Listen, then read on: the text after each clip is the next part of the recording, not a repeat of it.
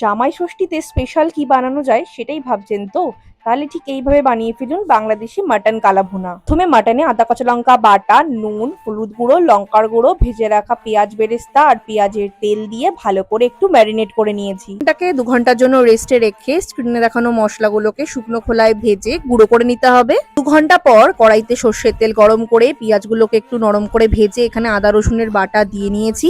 পেঁয়াজটা মোটামুটি ভাজা হয়ে গেলে ম্যারিনেট করা মাটনটা দিয়ে এবার কষতে থাকতে হবে। দিয়ে দেবো কিছুটা লাল লঙ্কার গুঁড়ো, কিছুটা ধনের গুঁড়ো, কিছুটা গরম মশলা আর ভেজে রাখা মশলাটাকে দিয়ে বেশ কিছুক্ষণ কষিয়ে নিতে হবে। মাটন থেকে তেল ছেড়ে দিলে চায়ের লিকারটা বার করে রেখেছিলাম সেই জলটাকে দিয়ে বেশ কিছুক্ষণ নেড়ে চেড়ে নিয়ে কষিয়ে নিতে হবে। এটা কষতে কষতে ঠিক এরকম কালার চলে আসবে আর তার সাথে সাথে মাটনটা সিদ্ধও হয়ে যাবে। উপর থেকে একটু ঘি ছড়িয়ে নেড়ে চেড়ে দিলেই রেডি হয়ে যাবে আমাদের আজকের জামাই ষষ্ঠী স্পেশাল মাটন কালা ভুনা। মাটন কালা ভুনা বানানোর জন্য ঠিক এই রেসিপিটা ফলো করুন আর আমার চ্যানেলকে সাবস্ক্রাইব করতে ভুলবেন না।